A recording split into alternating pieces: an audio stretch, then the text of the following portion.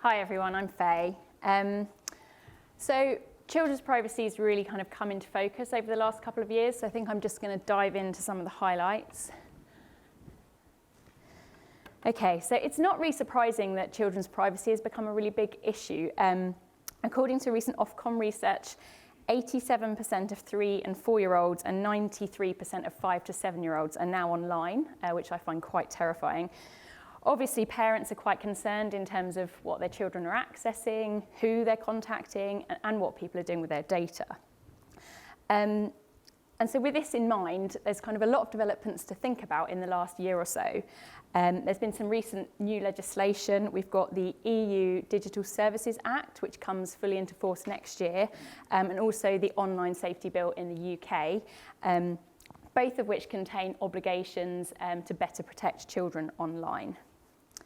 In terms of regulatory involvement, the ICO very much led the charge for children's privacy compliance with its Age-Appropriate Design Code, or the AADC. That actually came into force in September 21, but recently we've seen lots of other countries following suit, and we've now got the Irish DPC's fundamentals. We've got a Californian code, which is very closely mirrored on the AADC, and lots of other US states as well are starting to develop their own codes. So we really are seeing that kind of take over, that these children's codes are becoming very important. In terms of regulator action, we're seeing lots going on. We've seen kind of information gathering, so running surveys to finding out about people's compliance, audits, and then also some enforcement action, which I'll come on to a bit later. In terms of the ICO, what it's been doing specifically, the ICO reported in September that it had done a sort of sweep of 50 online services. And this was, again, kind of intelligence gathering, looking at their AADC compliance, and focused on the gaming, streaming, and social media sectors.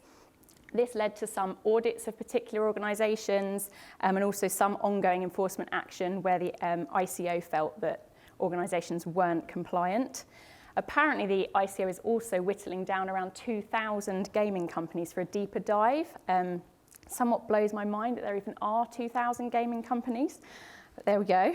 And also coming out of this, because they have been focusing a lot on gaming, the ICO has brought out some new guidance, specifically some game designer top tips, which is all about helping designers of games to make sure they're AADC compliant.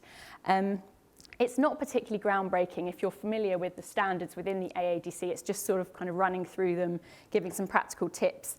I think the most interesting thing about the guidance is the ICO's attempt at using kind of down with the kids language. We've got references to FOMO, using stealth mode, and buffing up your age assurance. So it makes a good read for that, if nothing else. In terms of other guidance that we've seen from the ICO, they've recently brought out some guidance on likely to be accessed. This is the idea that the AADC applies not just to services directed at children, but those that are likely to be accessed by children. So if you describe your service as adult or over 18s only, that doesn't necessarily mean that the AADC won't apply. It's all about whether children are actually likely to use your service in practice. So this guidance kind of runs through considerations of how to make that assessment. So all quite helpful. And then just the last point in terms of the ICO, we've obviously seen some enforcement action this year with the TikTok fine, which I will go into in a bit more detail later on. So I can't really do a talk about children's privacy without touching on age assurance. It's very much a hot topic at the moment. For those who don't know, this is all about establishing the age of a user to an appropriate level of certainty, and ensuring that people are old enough to access a particular service or particular content, particularly when it comes to children. This is a significant focus for regulators at the moment. We've seen a lot of kind of action in this area, and I think we're likely to see a lot more developments in the near future.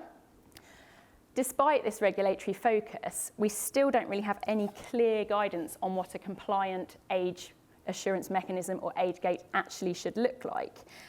We have kind of generic guidance that says it needs to comply with data protection laws, it needs to be fair, it needs to be transparent, but what does that mean in practice? If you look at the example on the screen, you'll have all come across this, where it says, are you over 18? Yes, no. not very difficult for a child to circumvent that one. Equally, these sort of neutral age gates that ask you to enter your age or enter your date of birth, again, not very popular with the regulators. Seems quite unlikely that they're going to be sufficient going forwards.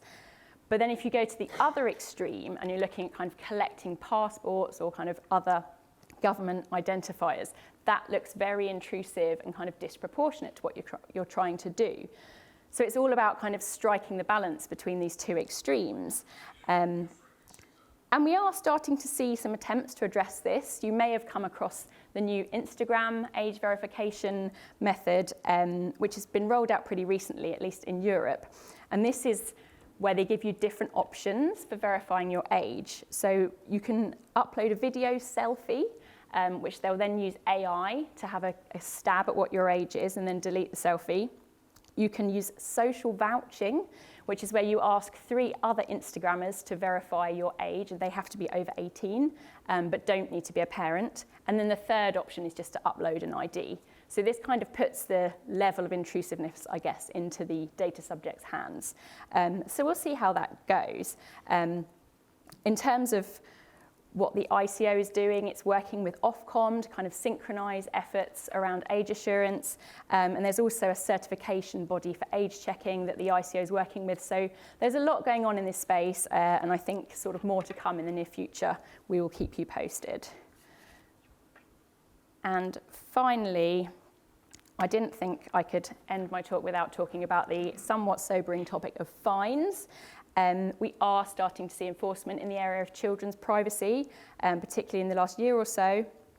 So it was mentioned earlier in Mike's talk, Meta were fined in November 2022, 405 million euros by the Irish Data Protection Authority. This was in relation to Instagram and them making public by default the settings for under 18s and specifically making the contact details of underage business users public. And you can imagine with a service like Instagram that there's going to be a lot of under 18 teenagers who are using that for business purposes. More recently, we had the TikTok decision that I mentioned in March of this year. In this case, the ICO fined TikTok 12.7 million. This was to do with processing the data of children under the age of 13 without parental consent. And the ICO also said that TikTok didn't do enough to identify under 13s on its platform and remove them, given that the age limit to use the platform is 13. There was also issues around kind of transparency and providing enough information to children about the use of their data. It's important to note that both these decisions, so both the Meta and the TikTok decisions, are based on the law prior to the AADC and also the equivalent fundamentals in Ireland. But they very much are aligned with the principles of those codes. And so I think it kind of shows the way we're going in terms of protecting children and that we're all kind of aligned with these standards. And finally, I thought I would just quickly take a look across the pond. There was a decision in December 2022, a settlement. The FTC announced a $520 million settlement with Epic Games, that's the makers of Fortnite, a large majority of which related to children's privacy violations. Similarly to the TikTok decision, there was processing of data of under 13s without parental consent.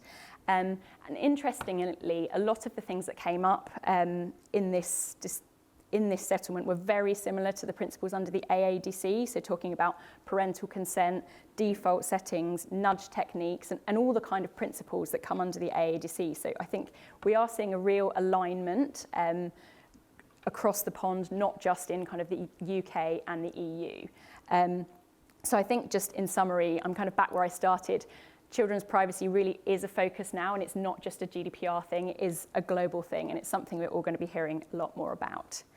Thank you very much. I'm now going to hand over to Fiona, who is going to talk about the European health data space. Thank you.